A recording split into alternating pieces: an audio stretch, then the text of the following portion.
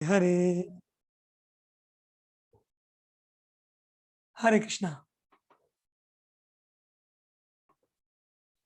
Once again, very hearty welcome to all of you for our 18 days Gita course. And we have very successfully completed 6 chapters of Bhagavad Gita. So let me tell you a very interesting fact. You know, the whole Bhagavad Gita is like a beautiful diamond box, because the whole Bhagavad Gita is 18 chapters and it is divided into 6, 6, and 6. So you can consider the first 6 chapters of the Bhagavad Gita like the uh, like the base of the jeweled box, and the last 6 chapters of the Bhagavad Gita are compared to the top portion of the box, jeweled box, and the middle 6 chapters of the Bhagavad Gita are compared to the diamond which is kept inside this box. So we have completed the first 6 chapters, which is like the foundation of the box, the ground level, the below part. When we will discuss from the chapter number 13 to 18, this will be the top cover. But now we have the sections which we are going to start from 7th chapter onwards to 12th chapter.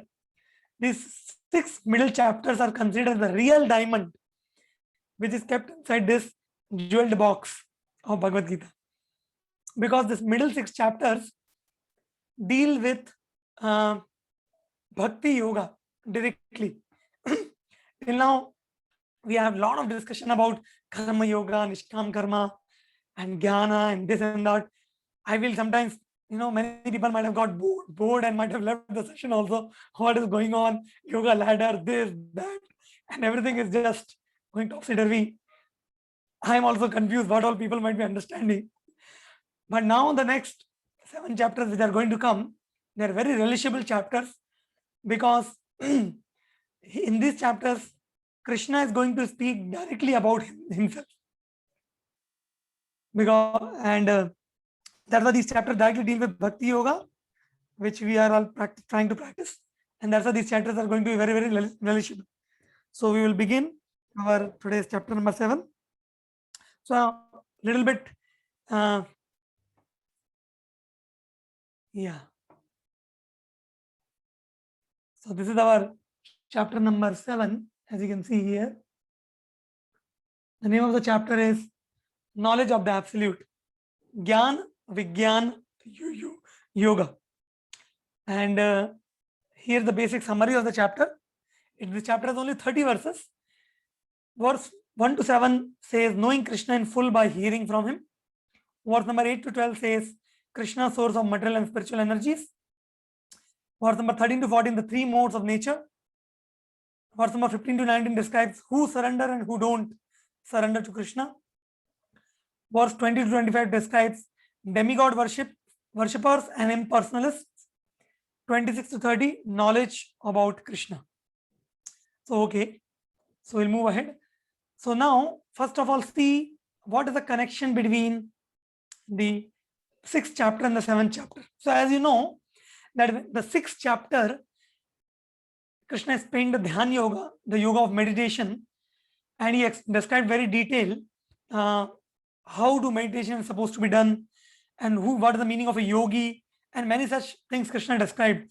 Yoga Ruda stage, Yoga Ruksha stage, and how a person advances in the meditation, how we see the super soul, what is the stage of Samadhi, and all these things. And Krishna concluded the 6th chapter in the verse number 47 by saying that a person, a yogi, among all the yogis, a yogi who always thinks of me means Krishna, in devotion, is the best yogi among all the yogis. Means among karma yogis, jnana yogis, ashtanga yogis, the best yogi is bhakti yogi, because he always thinks of Krishna. So Krishna told like this and concluded the chapter number 6. So now chapter number 7, Krishna is beginning by explaining us, okay, so the best yogi is a bhakti yogi who always thinks of Krishna. So how to do that? How to always think of Krishna? How to become a bhakti yogi? That's how the 7th chapter begins. Also, in the same verse of the last chapter of the 6th, the last verse of the 6th chapter, Krishna explained to us that the quality of a topmost yogi is that he concentrates on Krishna with full faith. He has no doubts. Now, to understand and to have full faith on Krishna, we have to know knowledge about Krishna. Because how can you have full faith on Krishna without having knowledge about him? Because without knowledge about Krishna, you may doubt Krishna's position. Correct? So that's why in this middle 6 chapters, chapter number 7 to 12, Krishna presents detailed knowledge of himself as the supreme Lord. And by presenting that knowledge, Krishna is inspiring Arjuna, and through Arjuna, all of us, to take to Bhakti Yoga. Correct? So this is the connection between the 6th and the 7th chapter. That 6th chapter Krishna told that best yogi is Bhakti Yogi, and 7th chapter Krishna is now explaining that in order to become a Bhakti Yogi, you have to develop faith on me, and to develop faith on me, you have to develop your knowledge about me. So we will discuss the first section of the 7th chapter, verse number 1 to 3, which talks about the glory of knowledge about Lord Krishna. So my dear friends, Bhakti Yoga is practiced in 9 different ways, which are described as Shravanam, Kirtanam, Vishnu Smaranam, Vandanam, Archanam, Pad Sevanam, Dasyam, Sakhyam, Atmanivedam. There are 9 processes of Bhakti. Among these 9 processes, the 2 are the topmost processes of practicing Bhakti Yoga, which is called as Shravanam and Kirtanam. Shravanam means to hear, and Kirtanam means to chant or speak, like we chant Hare Krishna. And among the 2, Shravanam, which means to hear, is the topmost practice which the people of Bhakti Yoga do. So if you want to practice Bhakti Yoga, one of the foremost way of practicing Bhakti Yoga is to hear about Krishna's name and Krishna's fame. So when you chant Hare Krishna, you hear about Krishna's name. And now when you hear philosophy about Krishna, you hear Krishna's fame.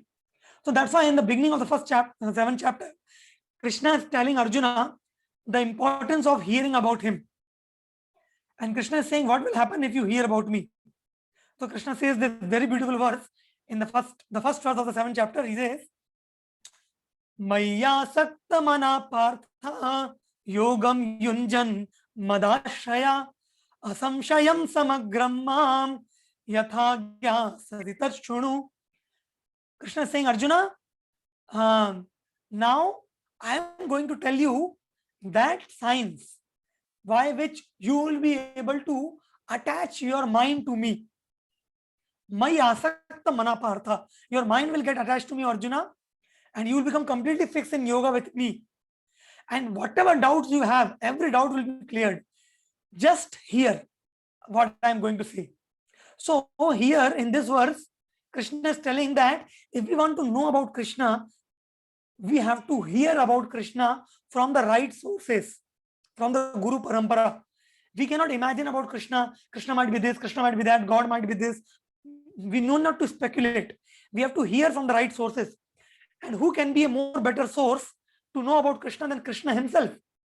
Correct? So Krishna himself is going to speak about himself in this chapter. Then in the verse number 2 of this chapter, Krishna will explain, as you can see here, Krishna is saying this second number shloka, Jnanam te ham savijnanam idam vakshyami seshita yagyatma neha bhuyajnach gyattvayam avisheshyate, which means, in essence, Krishna is saying that Arjuna, I am going to tell you both things, Jnanam and Vijnanam, with what phenomenal and nominal. Everything I am going to tell you, which means philosophy and practical, theory and science, everything I am going to tell you. And yagyatva neha bhuyajnach, which means Krishna is saying that after knowing this, oh Arjuna, there will be nothing more remaining for you to be known. So in the next 6 chapters 7 to 12, Krishna describes Jnana, which means knowledge about himself, in 7 and 8 chapter, Vijnana, which means his intimate pastimes, in the chapter number 9, and both Gyan and Vigyan in chapter number 10 and 11. Correct? Like that. And then in the verse number 3, Krishna speaks about the glory or the rarity of a realized knowledge. Means, my dear friends, actually in this world there are rarely people who actually understand the transcendental mystery of Krishna's position. Many people consider Krishna as an ordinary human being. Some people consider Krishna to be a human being with some extraordinary power. Some people consider him a great politician. Some people consider him to be some Kshatriya. So many people have many misunderstanding.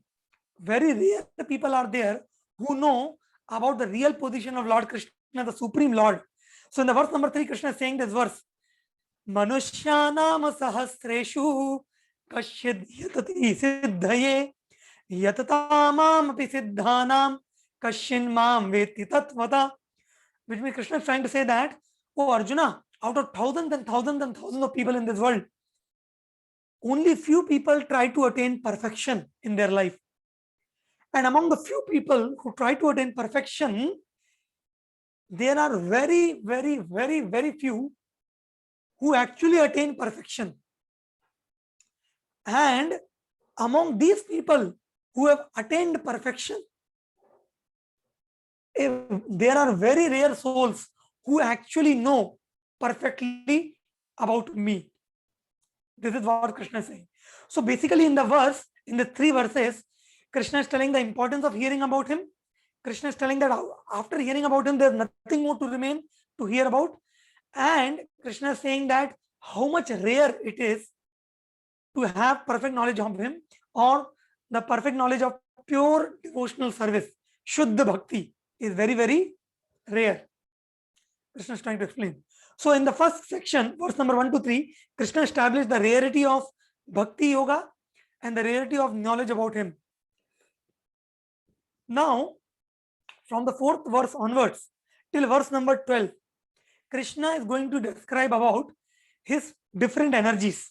So basically, there are 2 energies, my dear friends. There is something called as a material energy, and there's something called as spiritual energy.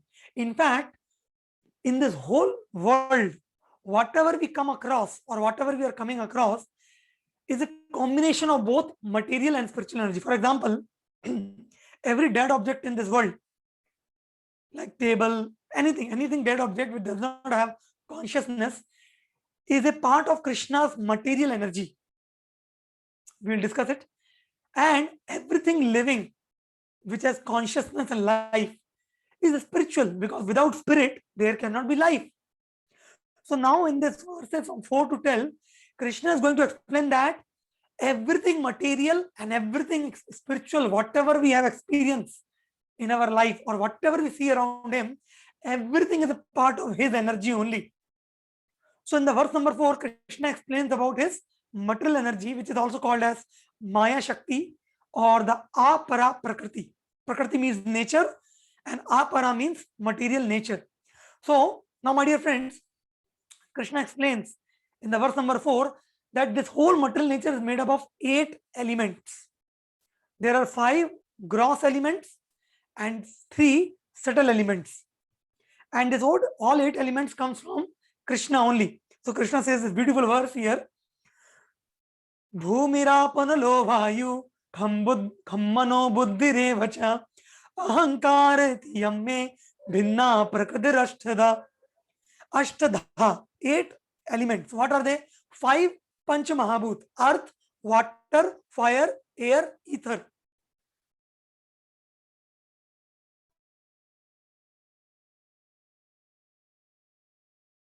Or Vayu, my energy. And 3 subtle energies, 3 subtle elements, which are called as mind, intelligence, and ego. So 5 gross and 3 subtle. The whole material world is made up of these 8 elements. And Krishna is saying that they are my external energy, my material energy, Bhinna Prakriti. Correct? And then in the next verse, verse number 5, Krishna speaks about his spiritual energy, which are the Jiva Shakti. Which are the Jiva Shakti, the spiritual energy. So Krishna is saying here this verse, Aparayamit swanyam prakritim vidhi me param jiva bhutam mahabaho yayedam dharyate jagat. Oh Arjuna, till now I described you 8 energies, 8 elements which constitute my material energy. But oh Arjuna, apart from this 8 elements which constitute my material energy, please understand that there's something which is my spiritual energy, which is what? Jiva Bhutam. Jiva Bhutam means living entities who are spiritual in nature, means all of us. So we are all Atmas, and Krishna is saying that all the Atmas, they are spiritual in nature, and they are Krishna's spiritual part of Krishna's spiritual energy, and they belong to spiritual world. Like the picture you are seeing here is a picture of the spiritual world, Golok of Vrindavan, where Krishna is traveling in the forest of Vrindavan with cows and cowherd boys. So Krishna's spiritual energy is called as Para Prakriti or Jiva Shakti, the living entity. So my dear friends, why it is important for us to know about Krishna's material and spiritual energy? What the connection and advantage to us? Because you see, my dear friends, everything we are coming across in our life is either material or spiritual. When you interact with people, you are coming in contact with spiritual energy because people are living. When you're coming in contact with objects of this world, you are coming in contact with matter. So every contact in this world, either with matter or spirit, is actually meant to make us recognize of Krishna's position and our connection with him, so that we can develop our relationship with him and think of him and attain bhakti and love for him. So that is why Krishna is trying to explain about his energies. Because if you know about Krishna's energies, if you know about Krishna, your knowledge, then only you will be able to connect yourself to Krishna. And then only there is the possibility of performing bhakti yoga. And then only you can be liberated or attain love of God. If you don't know only about Krishna and his energies, then how you will focus your mind? For example, suppose if I say, suppose I say to you that, please appreciate or please glorify such and such person, some person's name I say, or for example I say, please glorify Satish.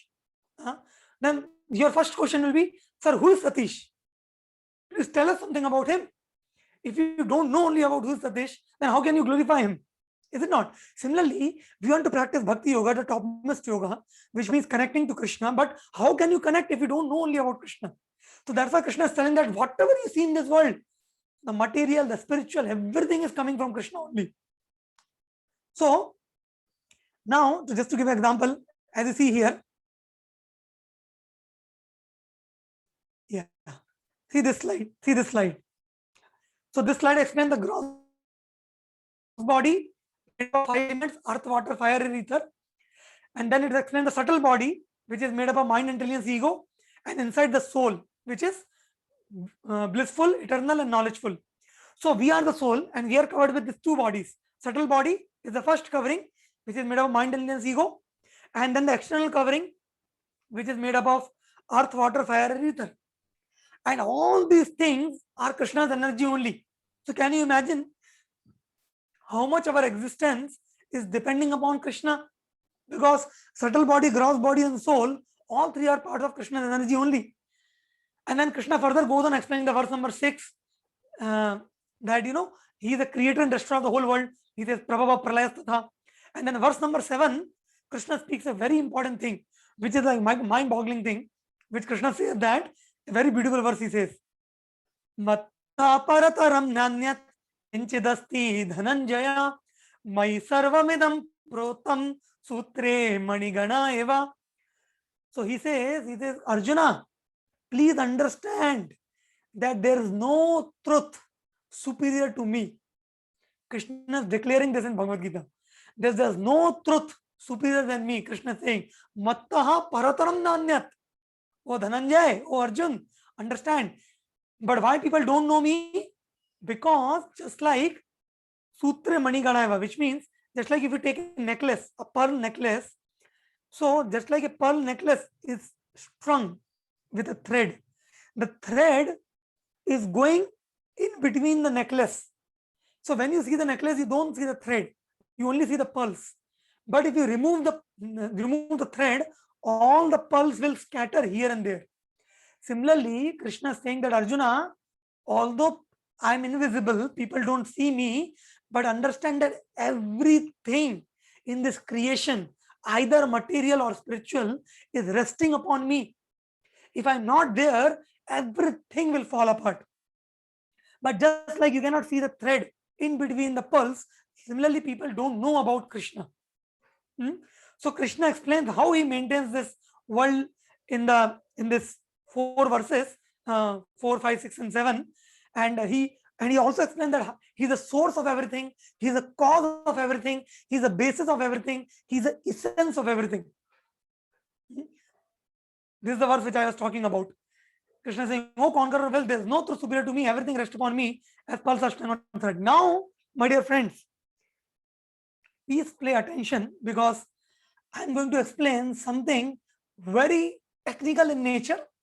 I'm going to show you something from Srimad Bhagavatam, which is Bhagavad Gita is actually called as a graduate study of spiritual science, and Bhagavatam is called as a postgraduate study of spiritual science. And then there's a literature called as Chetan Charitamrita, which is called as a PhD of spiritual science. So I'm just going to show you a few slides from the postgraduate study of spiritual science, which is called as the Bhagavad Purana, and I'm going to explain you a little bit about creation, how this whole universe and how this whole life and how everything got created. In a very detailed way, it is explained in Srimad Bhagavatam, and it's very, very technical. It will not be possible to explain everything, and you may have many questions about it, but this is not the right forum. When we have a course on Bhagavatam, maybe that time we can discuss. But just to show you how everything depends on Krishna, we are just trying to see some slides about creation. Okay, so this is one small PPT which we made based on the Vedic version of creation, Srimad Bhagavatam. So the Vedic version of creation is a very authentic version, unlike the scientific version, which has many assumptions and this and that. Because the Vedic version is Shabda Praman, it is beyond our sense perception. So the Vedic knowledge we accept by hearing from an authorized source, just like Arjuna is hearing from Krishna. There's no possibility of research in the Vedic version of understanding, because it is something beyond the sense perception of everybody. Correct? So the creation happens in two parts. First part is called as the primary creation, which is called as matter, creation of matter and elements. And the second creation is called as Visarga, secondary creation, which is done by Lord Brahma. So we are going to see here the primary creation, which is the role of Mahavishnu, which is only a part and parcel of Krishna. Okay, so here we are presenting references from various scriptures telling about how Lord is behind every creation. So this is from Srimad Bhagavatam 3.5.23. It is said here, Bhagwan eka ashedam agra atmanam vibhu. The personality of God is the master of all living entities, existed prior to the creation. So please understand, my dear friends, we all live in a time domain. We are under a time domain, and therefore for us to, we live in the domain of past, present, and future. But Krishna existed even before this creation, because he is beyond time domain. Once a person asked that, since when your God is there? So we told him that God is there since your when was not there, which means God is beyond time. So in this, the scriptures explain now how this process goes ahead. So the scriptures explain that God expanded himself into two, which is called as Swamsha and Vivinnamsha. Swamsha is called his personal expansions. So Krishna expands into Vishnus, and Vivinnamsha means all the living entities. So Master God and servant Jivas. So one of the expansions of Krishna is called as Mahavishnu, from whose pores all the universes comes out. So the picture you are seeing here, see the lotus which you are seeing is called as the spiritual world, the Krishna Loka. And below the lotus which you are seeing there, where one big Vishnu is lying down, he is called as Mahavishnu. And all the other bubbles which you are seeing, very bright bubbles, in which one Vishnu you are seeing, they are different Vaikuntha planets in the spiritual sky. So it is told that in the totality of creation, 3/4 the spiritual world and only 1/4 is material world. So the bubble which you are seeing below the lotus, that is only the material world, and in that material world there are many unlimited universes. So this is the expansion. Lord's creation is unlimited. So now this is a picture of Mahavishnu. So the previous slide you saw the person in below the lotus, the big Vishnu. This is the big picture of him. And the bubbles you are seeing here around Vishnu, they are one universes. When the Mahavishnu exhales, so all these bubbles comes out, which are like one universes coming out. And various references, whatever I'm speaking is speaking based on Shastra. In the scriptures, these pramanas are given like that. So now you see in this photo, Mahavishnu is there, and from his body, a lot of universes are coming out. They are coming out in seed form. See, scientists understood about Big Bang theory, in which they say the universe is expanding, but they don't know what is the source of universal expansion, from where it is expanding. they understood that the universe is expanding, but from where it is expanding, what is the source?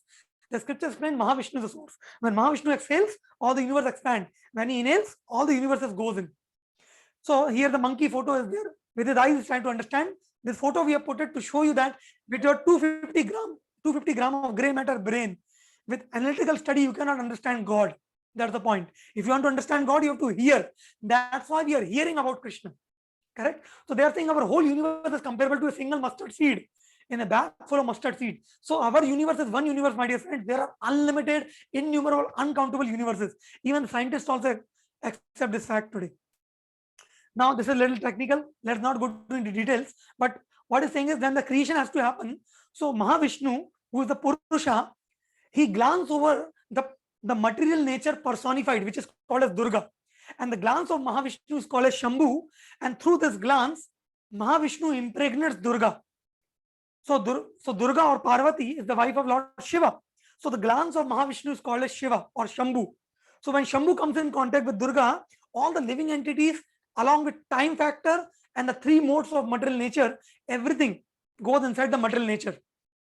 Correct? Like that. So that's why, when we see Shivalinga is when we worship Shivalinga is actually a combination of Shiva and Parvati, which represents that Shiva and Parvati are the mother and father of all the people in the material world. But then the living entities, the Atmas, are given by the Lord himself. That's why Radha, Krishna, Lakshmi, Narayan, they are the eternal parents in the spiritual world. So in this world, Shiva and Parvati are parents. In the spiritual world, Radha and Krishna or Lakshmi Narayan are the real parents because the Atma belongs to them. Then it goes on to say, now what is happening? You are seeing the picture above of bubbles. So actually when Mahavishnu exhales, like this, all the bubble-like universes, they come out. They are called a Brahmanda. Anda means egg and Brahmanda. And they're clustered together.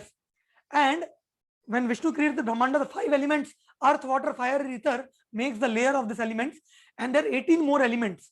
Because in the totality of creation, there are 24 elements in total. So, and out of 24th element is the super soul, the living entity, but the 23 elements are matter. So this is called as Sankhya Yoga technically, where people try to study the universal creation with the help of disintegration of the universal elements. So there are 18 elements and 5 elements, earth, water, fire, ether. So at this state where the 18 elements are undifferentiated, unanimated, they are called as Pradhan. So now I will tell 3 terminologies which will help you to understand. One is called as Pradhan, second is called as Mahatattva, and third is called as Prakriti. And how you understand, very easy. One simple example I'll give you to understand. You see, suppose a girl is there, which is a very young girl. So before attaining puberty,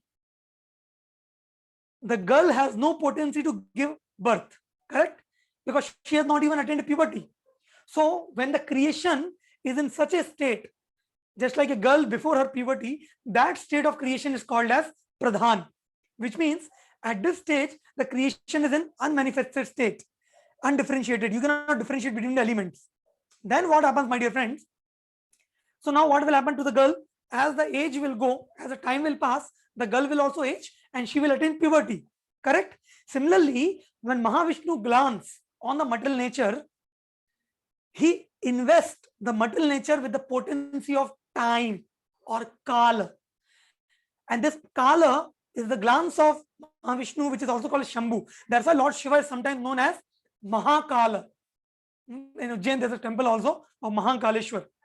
So this Kala, this time factor, is initiated by Mahavishnu in the material nature.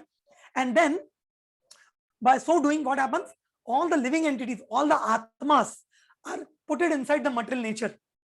And then the material nature, which is still now known as Pradhan, which is like a girl before the puberty, now she attains puberty because now the time factor is gone, she has grown to certain age. So now this girl who has attained puberty, she is called as Mahatattva. Mahatattva means now the time factor is acting and the 3 modes are in action. Sattva guna, Rajoguna, Tamoguna are in action, and all the living entities are inside. So like this time factor is initiating the universe. Now, my dear friends, now what will happen? Manifestation of universal form in the universal egg. Now, please understand. Now, Pradhana, Mahatattva. And after that, material nature. Now what is happening? Now when the girl has attained puberty, very soon she will be married and her husband will impregnate her and she will get a child in her embryo, correct? So similarly, when the as the time pass by, by the influence of time, the three modes come into action, the living entities are inside. So it is like now the Mahat Tattva is created, which is like a pregnant lady. So Pradhana was undifferentiated. So now in the Mahat Tattva, all the elements are there. So as you can see here, when the 23 principal elements were set into action by the will of the Supreme, the gigantic universal form of Vishwarupa of the Lord came into existence. So as you are seeing in the middle, the Vishwarupa of the Lord, which is called as Lord's material form in this world, that came into existence, which means what?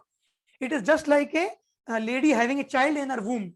Similarly, the Lord, the Vishwarupa of the Lord, which consists of all the 23 material elements, that comes inside the universal egg, which is like the womb of the mother, correct? Like that. Okay, and this is a small chart which explains what I was explaining till now, how everything comes. See, for Mahavishnu, Kala, Karma and Swabhava, which means time factor. Karma and Swabhava means living entities. They are going to material nature, which is Pradhan. Then it's becoming Mahat Tattva in the slide number, in the step number 3. And then now, just like a child in the womb, the child in the womb, he will gradually, as the months pass by, the child develops his hands, legs, eyes, nose, correct? Like this, the universal form of Lord also inside the universal egg develops all the senses. You see, when the Vishwarupa is developing all the senses, eyes, nose, ears, hand, legs, it is like all the living entities are also developing their senses, because there's a universal sense, the universal form of the Lord. And see, whatever we have in our body, like the hands and legs and eyes and nose and tongue, we have this because these things are present in the universal form of God. So that's why Mahatattva, when it comes in contact with Mahatattva, when it comes in contact with the Ahankar, the false ego, and then the three modes of material nature, then it's very detailed. The 5 kind of 5 elements get created. The Shabda, Sparsha, Rasa, Rupa, Gandha, the 10 senses, eyes, ears, skin, nose, tongue, hands, voice, anus, genitals, 10 kind of sense devatas. So many things get created like this. And then what happens? You see, this is the form of the universal form which you are seeing below. It contains all the Mahatattva, all the elements. All the elements and all the senses are getting manifested. Yeah. So Mahatattva includes 23 elements, the living entities, time factor, 3 modes of nature, plus false ego. And this gives rise to activation of 3 modes. So mode of goodness combined with mind comes sense devatas, passion with intelligence comes 5 senses, 5 sense organs, ignorance of 5 subtle elements, gross elements, and universal form and embodied living entities comes out. So quite technical in nature. Now, after that, what happens? This Mahavishnu, I was explaining, this is all coming out from Mahavishnu. Now, this Mahavishnu takes one more form, which is called as next Vishnu. There are 3 types of Vishnu. The second Vishnu is called as Garbhodakshai Vishnu. So, this Vishnu, he enters into each of the universes. And only when this Vishnu enters into each of the universes, the universal form, which is the material form of the Lord in this universe, that gets activated. Till then, even the universal form was also not activated. So that's why they're saying after creating total material energy, the Mahatattva, and thereby, see that like this, Garbhodakshai Vishnu is entering. Like this, it enters. And like this, it enters into every universe. In each and every universe, the same Mahavishnu enters as Garbhodakshai Vishnu and lay on Ananta Sesh. So Krishna is the source of Mahavishnu, from whom all the universes comes. And then from Mahavishnu comes Garbhodakshai Vishnu, which enters into every universe. And there's one more Vishnu, which is called as Shirodakshai Vishnu, which is the super soul in the heart of every living entity. So the shloka is given in Vishnu Purana. Vishnu stu trini rupani purushakhyani to vidu ekam tu mahatas trishtir dutiyam twanda sansthitam titriyam sarva bhutastam tani gatva vimuchyate. One who knows about the 3 Vishnus, he gets liberated. So the point which I'm trying to explain through this whole creation thing, my dear friends, that from Mahavishnu all the universes comes out, and then Pradhana, Mahatattva, and then Prakriti, and then with the time factor is acting, and the Ahankara, the false ego is getting created, and which is also the energy of Lord only, and then all the senses, sense objects, everything getting created, then Garbhodakshaya Vishnu entering.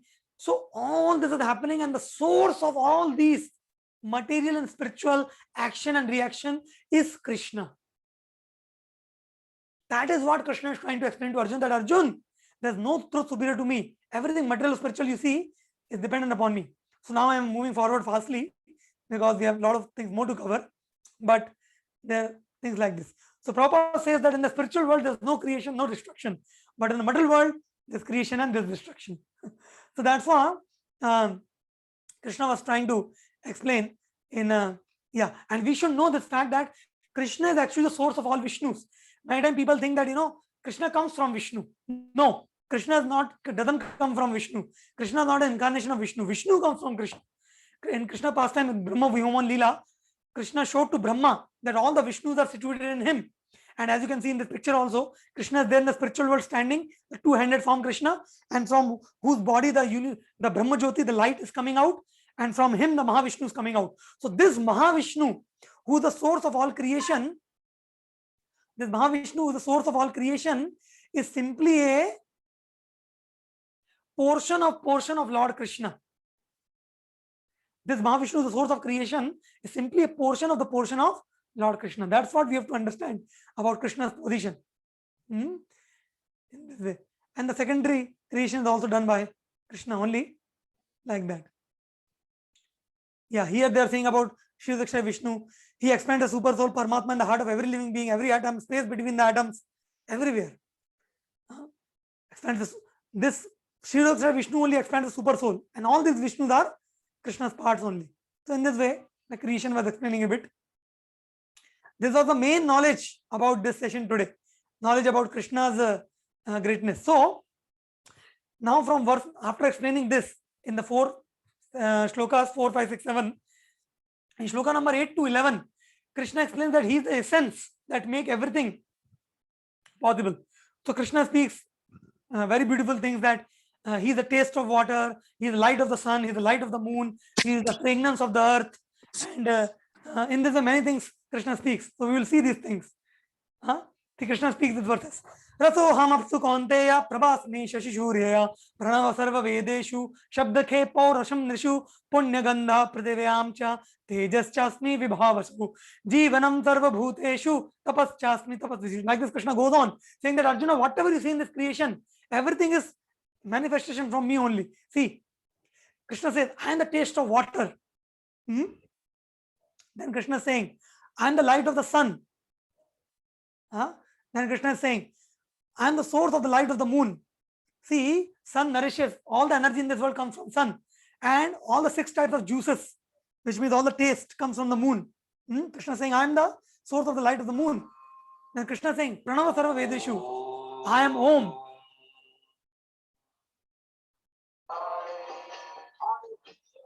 And Krishna is saying, I am Shabdakhe. The sound is Krishna. And Krishna is saying, Paurusham Nishu, whatever strength is there in a man, Krishna is saying, I am that strength. And Krishna is saying, Punya Gandha Prithivayam Cha, which means the fragrance of the earth. When the rainy season starts, earth gives a very nice fragrance. All the flowers come from the earth, all the fragrance comes from the earth. Krishna is saying, I am that fragrance, the original fragrance.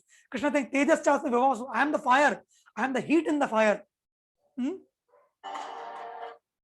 And Krishna is saying that wherever there is life, Jivanam Sarva Bhuteshu, Arjuna, wherever you see life, that life is me only. See this beautiful video.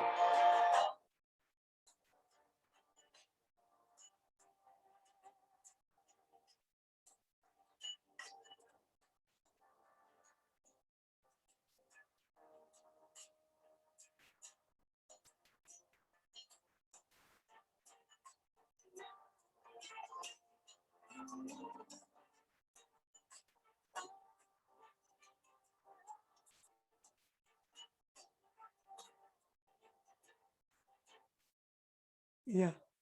And Krishna further says Tapaschasmi tapasvisu. I am the tapasya of the tapasvis. And Bijam Mam Sarva Bhutanam. Oh Arjuna, I am the seed of all the living entities in all the species. There are 84 lakh species of life, and I am the seed giving father of all the species of life. All the original seeds come from me. Because in this world there are some endangered species. Suppose the species get extinct, scientists will not be able to create this species again. They have to go to God only and beg, Krishna, can you give one seed? Now the tiger species are getting extinct. So we have to ask seed from Krishna only. Because can you create a tiger in your laboratory? You cannot do that. Then Krishna says, I am the buddhi of the buddhiman people. I am the intelligence of the intelligence. So Newton, Einstein, like Prabhupada says in one lecture that, people call Einstein very intelligent. But who created the intelligence of the Einstein? Did Einstein create his own intelligence? No. Einstein's intelligence is given by God. Krishna has given that. So we should never be proud of our. And then Tejas Vinamaham. Krishna is saying, I am the Teja. In the powerful people, I am their power. And Balam Balvatam Chaham Kamaraga Vivarjitam. Whatever Bala or power you see in this world, Krishna is saying, I am that power.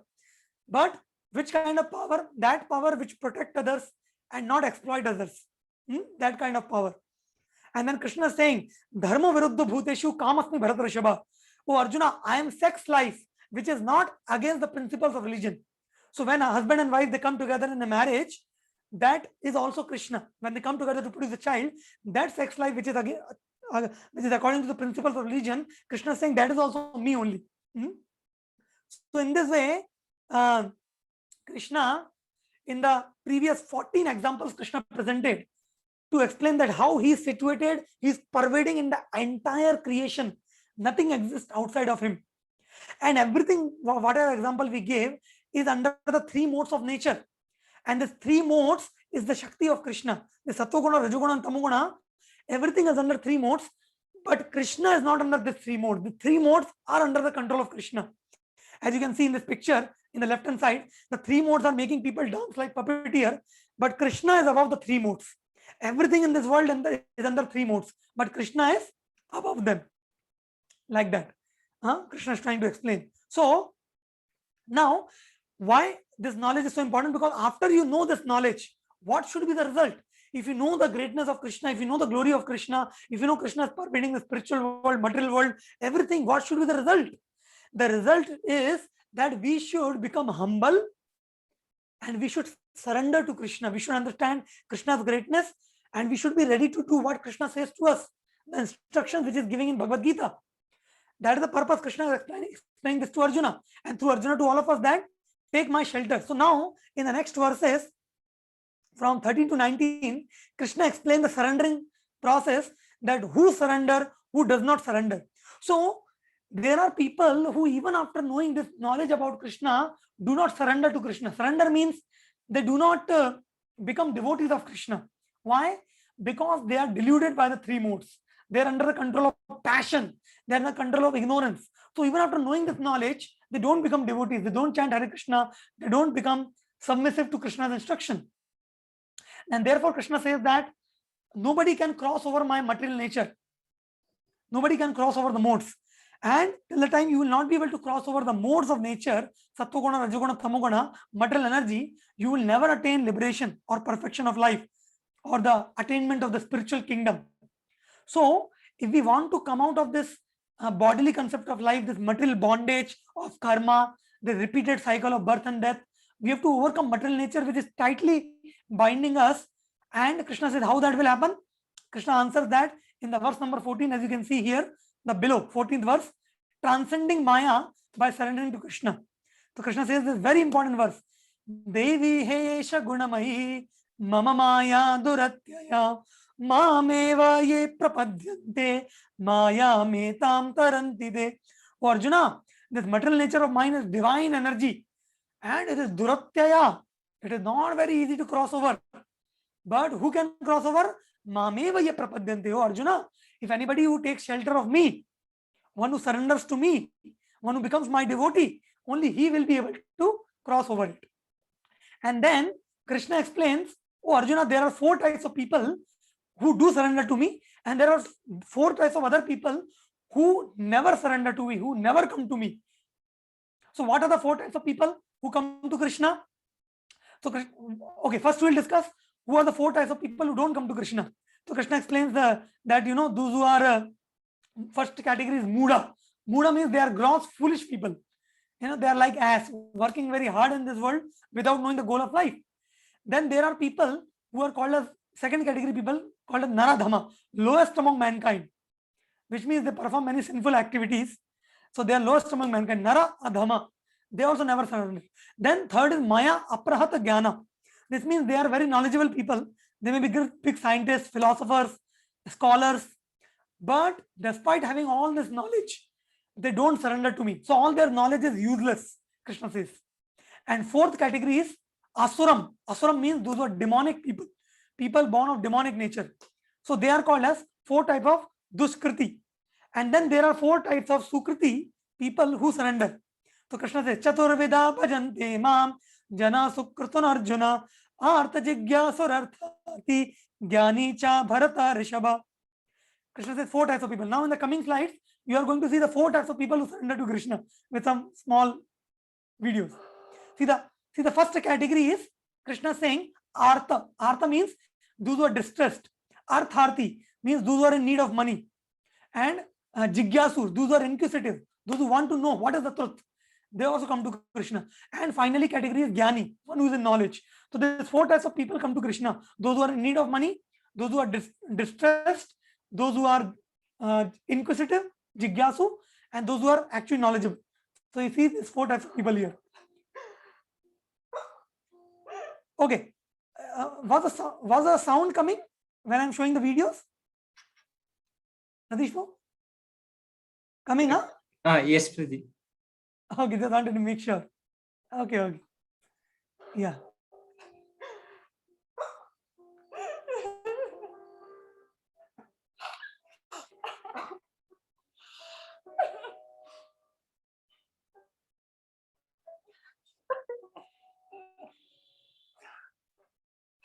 Yeah. So these were the distressed people. Second type of people is those who are in need of money. So they also come to Krishna. Correct? And then those who are inquisitive, those who want to know, hey, what is the truth? Can you tell me more? I am very interested, like that. And the fourth one is Jnani, those who are, great thinkers. So they also try to come to Krishna. Now Krishna says ahead that out of these 4 types of people, Krishna says that out of these 4 people, Jnani, who has knowledge about Krishna, not full knowledge, but he has knowledge of spiritual life. But he has not yet full knowledge about Krishna, but he has spiritual knowledge, because the 3 other people, they have material agendas. They want money, freedom from distress, or they are just inquisitive, but they don't have spiritual inquisitiveness. So Krishna says that among these 4 people, Jnani is the best. But that does not mean that Krishna does not like the other people, other 3 who come to him for money or for being relieved from their distress or just to know the knowledge. Krishna says that all are dear to me, Arjuna, but still the Jnani is exceedingly dear to me, because he is in knowledge, at least he has some knowledge of spiritual life, like that. But then, interestingly, in the verse number 19, Krishna tells that even this Jnani, Arjuna, how much time this Jnani will take to come to me? So Krishna, by saying this verse, explains, see this verse here, the rarity of pure devotee. Krishna says, Bahunam janmanam ante jnanavan manam prapadyate Vasudeva sarvamiti samahatma sudurlabha. So Krishna is saying, Bahunam janmanam ante. Oh Arjuna, after many lifetimes, this Jnani person, he will finally come to the conclusion that Vasudev, Krishna, is Sarvamiti, is everything. And such a person who has come to this conclusion of life, that there's nothing, no more truth greater than Krishna. There's nothing more greater than Krishna. The highest absolute truth is Krishna only. Such a Mahatma is very rare. Krishna himself is declaring. And by declaring this, Krishna is telling us the rarity of a pure devotee. In this world, to find a pure devotee is very rare. You can find many karmis, many karma yogis, nishkam karma yogis, jnanis, ashtanga yogis, but to find one Krishna bhakta.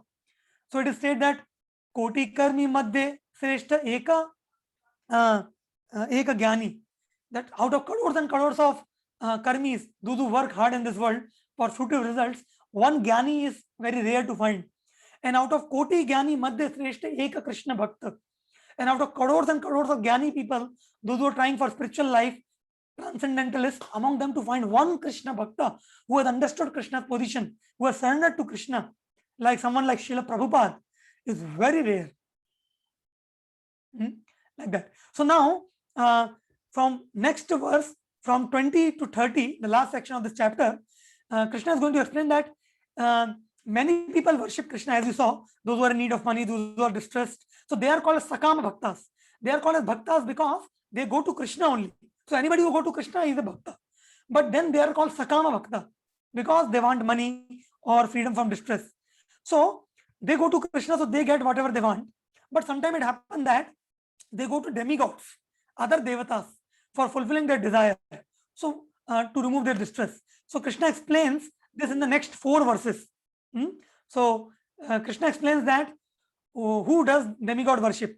So Krishna says that actually Arjuna, those who go to other demigods like Lord Shiva, Brahma, Ganesh, Durga, this and that, they are not very intelligent people, my dear Arjuna. They are going to this Devi Devtas for getting material benefits, which is not a very intelligent idea. Even if you want material benefits, oh Arjuna, you better come to me only, because I will fulfill your material desires also, and after fulfilling your material desires, I will give you spiritual benefits also. But if you go to demigods, you will only get your material desire fulfilled, and that is also temporary. And then, you know, in the verse number 21 and 22, Krishna says a very interesting thing, that Arjuna, this Devi Devtas, they don't have any power to give you any benediction or any result. It is I only who give the demigods the power by which they can give you something. If I don't give them the power to give you, they independently don't have power, because all the Devi Devtas, they depend on me, O Arjun. And then Krishna is saying one more very interesting thing, that, you know, when somebody try to worship a particular demigod, Krishna is saying that in the verse number 21, 22, as you see here, point number 21, 22, Krishna is saying, I give the faith and the results to them. This means, suppose you have faith on Durga. So your faith on Durga is also given by Krishna only.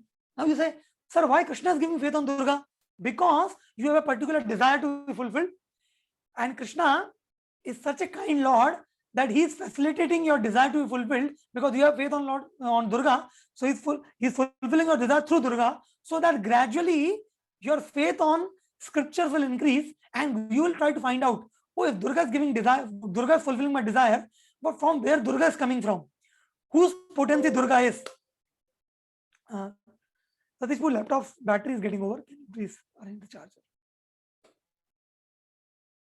So you will try to find out whose energy this Durga is, from where this Durga is coming, and in that way you will gradually try to come to Krishna. So Krishna try to steady your faith on any particular demigod when you want some results, and the results are also given by Krishna only. But then in verse number 23, Krishna explained what happens to the results of the given by demigods. The results given by demigods are perishable. They are incomplete. After some time they go away. Whereas the results given by Krishna directly, they are imperishable results. They are permanent results. So Krishna is trying to explain to us that if you are really intelligent, you will never go to any other devta, any other devi, devata or demigod other than Krishna. Because Krishna can fulfill your material desires also and give you spiritual fulfillment also. And then in verse number 24, Krishna speaks about impersonalists, which are called as Mayavadis or Brahmavadis, who don't believe on the form of God. They think God is some light, impersonal light. And Krishna says that these Mayavadis or impersonalists, they are even more unintelligent than the demigod worshippers also.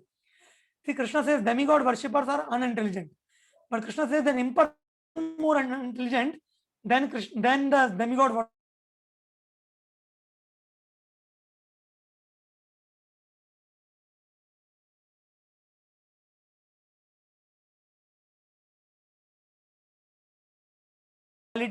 Pastimes. He's the source of material world, source of spiritual world. So then why can't we access Krishna so easily? Why people don't know about Krishna? So Krishna speaks in verse number 25 that Naham Prakasha Sarvasya Yogamaya Samavrita Mudo Yamna Bijanati Lokomam Ajamavyam. Krishna says that, oh Arjuna, I am not manifested to everyone because I am covered by my internal potency.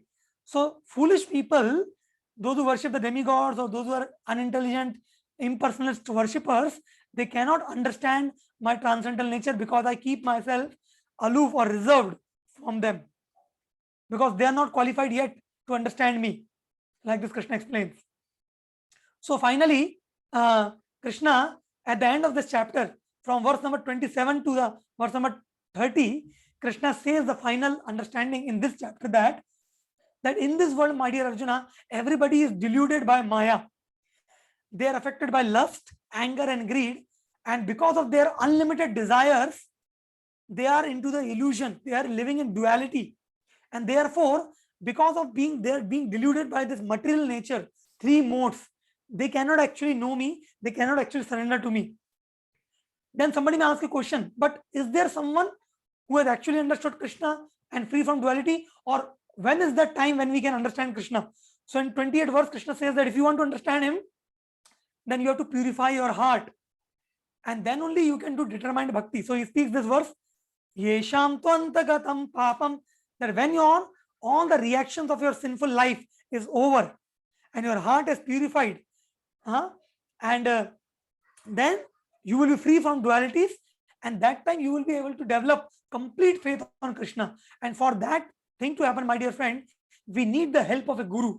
We need the help of a devotee who has already surrendered to Krishna, who has already developed faith on Krishna, like that. So then finally, Krishna concludes the chapter by saying that there are three Sakama Bhaktas: those who want money, those who want to free from distress, and those who are inquisitive. And in verse number 29, Krishna explains there's one more Sakama Bhakta which is called Moksha Kama.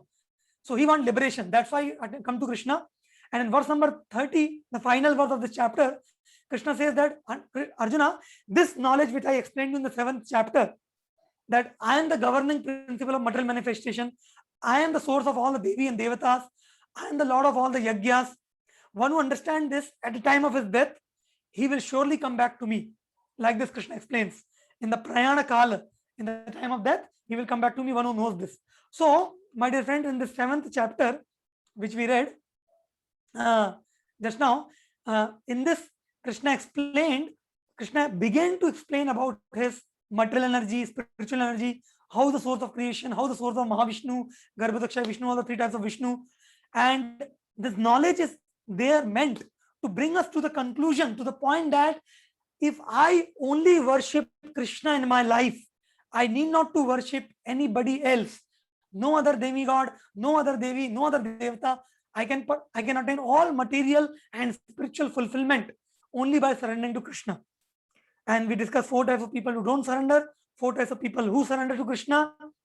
And then Krishna told about that the different types of Sakama Bhaktas or Mokshakami Bhaktas. So in this way, this is the beginning of the Bhakti Yoga section. See, in the Bhakti Yoga, the primary principle is faith on Krishna. This is the foundation of Bhakti. Because if you don't have faith on Krishna and knowledge about Krishna, what Bhakti you will do? So that's why Bhakti can be done only of Bhagavan. And Bhagavan is Krishna. That's why I will conclude with one statement. It is said that Ekala Ishvara Krishna Arasabha Bhritya, which means the only Ishvara, the only God is Krishna alone. And nobody else is God. Krishna is Supreme Lord. And all other gods or demigod or whatever comes from him only. This is the transcendental mystery about Krishna's position, which Krishna established in Bhagavad Gita. And in the coming chapters 8, 9, 10, 11, 12, Krishna will expand this knowledge further.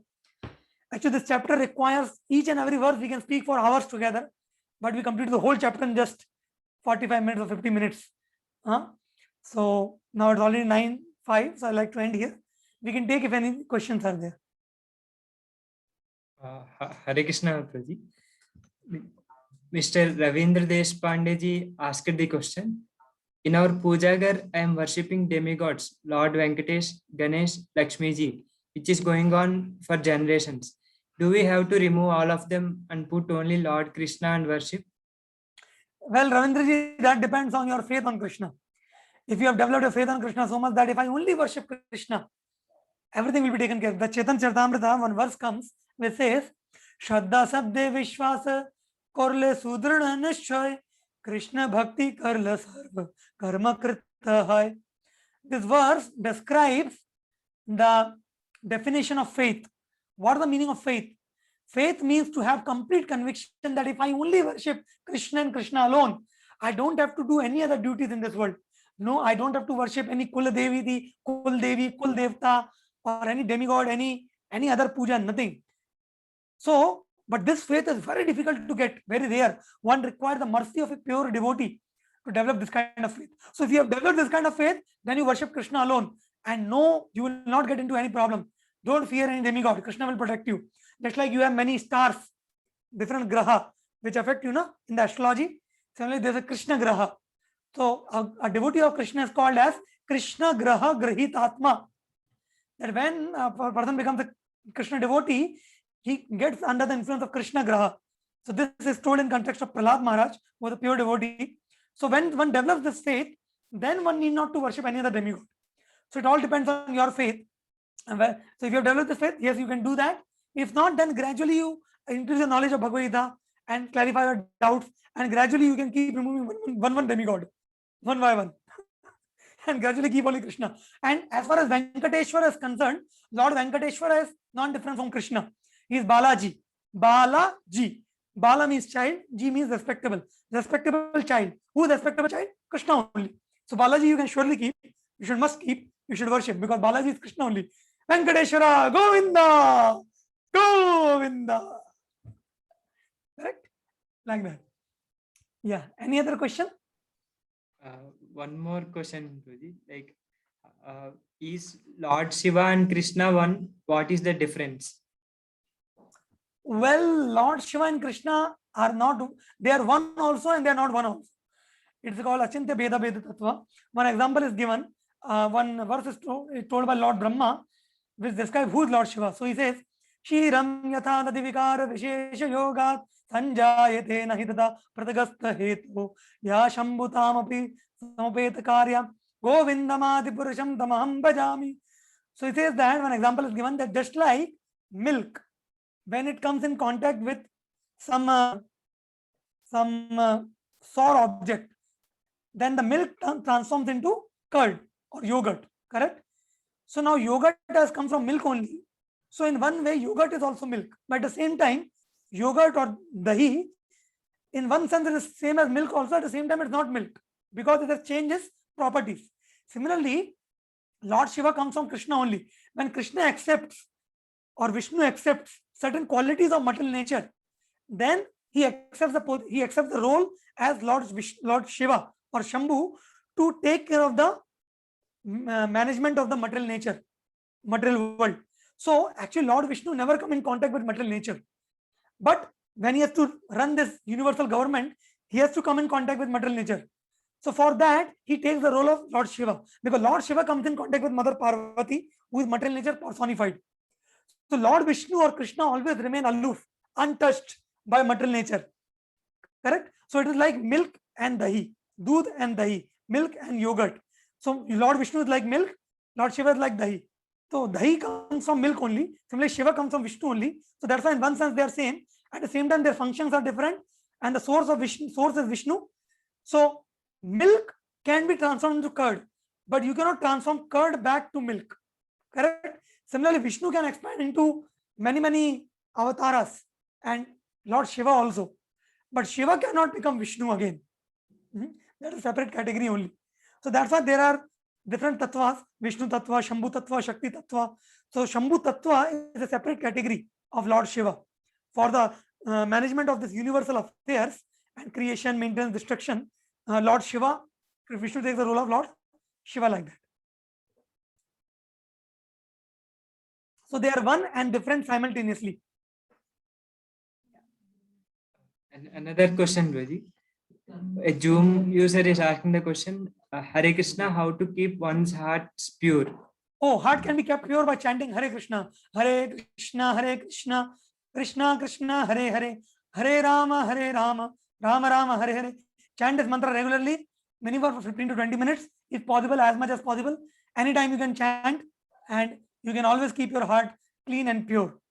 And associate with saintly people whose heart is already pure, hear from them, read Bhagavad Gita, Srimad Bhagavat, and in that way you can keep cleaning your heart, keeping your heart pure. So first of all, two things: don't now invite more impurities in your heart, first thing, so that heart doesn't become more impure, and then whatever impurities are there, remove them by chanting Hare Krishna. Okay, like that. Somebody is raising hand.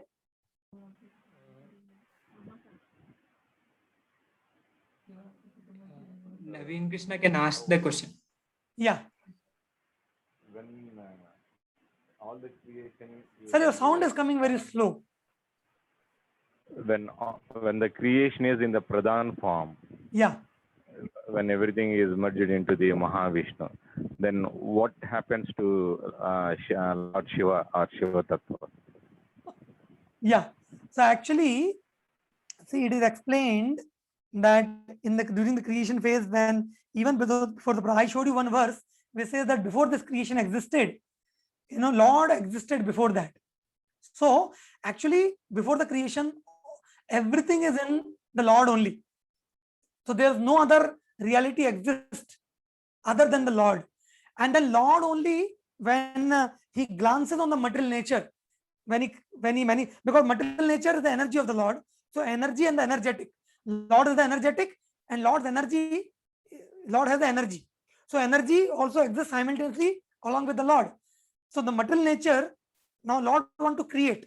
So Lord is glancing on the material nature, and that glance of Lord Vishnu is called as Shambhu, which means now Lord want to come in contact with material nature for the purpose of creation. So he himself don't come in contact. He just glance. So that glance comes in contact.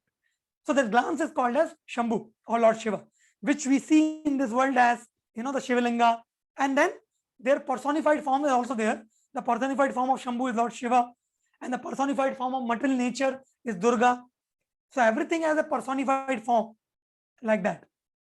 So, as I told, the Achintya Bheda Bhed Tattva, the doctrine, explains that everything is within the existence of the Lord only. And through the various energies, Lord manifests this material creation for the living entities who want to enjoy. So he creates a facility for all of us like that. Does that answer your question, Naveen ji? Does it mean that Lord Shiva also becomes idol like the Jivas? Oh, no. Lord Shiva never becomes a Jiva. Lord Shiva always retains his position as Lord Shiva only. As I told, there are different tattvas. The Vishnu is in Vishnu Tattva. There's a category. Tattva means a category. And Lord Shiva is a special category called as Shambhu Tattva. And he always maintains that category because Lord Shiva is not an ordinary living entity like all of us. He is as good as Vishnu only. As I told, that Vishnu and Shiva are simultaneously one and different also. They are simultaneously one. Why? Because their source is one. Source means they themselves are the source. At the same time, they are different because their functions are different. But still, when it comes to understanding creation, Lord Vishnu manifests Lord Shiva in the form of the glance called as Shambhu. And then, in the material universe, how does Lord Shiva manifest? This is the Sarga, the creation is happening. But when the Brahma creates this universe, and then after that, when he's doing creation, if you read Bhagavatam 3rd canto, in the 3rd canto, it describes that when Brahma created the Chatush Kumaras, the 4 sons of Lord Brahma. So Brahma told them that to now, create progenies. But the Chatush Kumaras wanted to remain brahmacharis. They told that we don't want to get into this creation business. So Brahma becomes angry and he frowns upon them. So when Brahma becomes angry, so in between the Brahma's eyebrows, Rudra takes birth. Rudra comes out, and his color is bluish and reddish, and then he starts crying. So this Rudra is Lord Shiva only. So in this world, Rudra manifests from Lord Brahma, but that does not mean that Rudra or Shiva is below than Brahma. In the tattva wise, Lord Brahma is a living entity. Even you can become Brahma if you are qualified, but you can never become Shiva. Like that, because Brahma is a Jiva Tattva, it comes in the category of Jiva. But Shiva is not a Jiva Tattva. He is as good as the Supreme Lord. He is as good as Vishnu only. So that's why there's a doctrine called as Achinta Bheda Ved Tattva, which means simultaneously oneness and difference. So Lord Shiva and Vishnu, they're simultaneously one and different also, because they both take part in creation. The only difference is Vishnu doesn't take directly part in the creation, Shiva takes direct part in the creation. That's why in this world, people worship Shiva more, because he directly takes part in the creation. He is worshipped as the father of the creation. And Vishnu is not so much worshipped as the father because he doesn't directly take part. But Vishnu is the source of all the living entities, the Jiva, the Atmas. So our material bodies are given by Shiva and Parvati, but our Atmas are coming from Vishnu. And this Vishnu is a portion of Lord Krishna, who is there in the spiritual world. That's what you are trying to understand. So Vishnu and Shiva are almost on the same platform, Achinta Bheda Ved, oneness and difference, but they both, their origin is Lord Krishna, who is the source of everything, like that. So this information is very detailed explained in Srimad Bhagavad Purana. If you read step by step, all the details are described. How from Krishna comes the Chaturvyuha, from Chaturvyuha comes Narayana, from Narayana comes second Chaturvyuha, from that Chaturvyuha comes Narayana and Sadashiv, and from Sadashiv and then further creation. So these are very detailed and technical things which are outside the scope of this class. So yeah, sometimes other we can discuss. But I hope you got some idea. Correct? Yes, Prabhu. Thank you very much. Yeah, thank you. Any other question or should we end? If anyone have a question, you can raise your hand, unmute yourself and ask the question.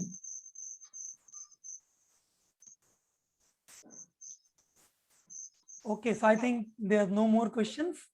So we can end here for today, Satish. Yes, Prabhuji. Okay, so this 7th chapter which we discussed today is knowledge of the absolute, Jnana Vijnana Yoga, very detailed chapter.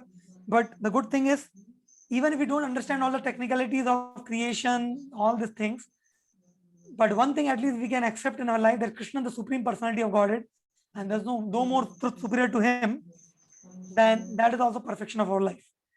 Okay, so that's how, and that should result in our chanting Hare Krishna. So please continue to chant Hare Krishna, and we'll meet tomorrow with our 8th chapter of Bhagavad Gita. Okay, so thank you all very much. Hare Krishna.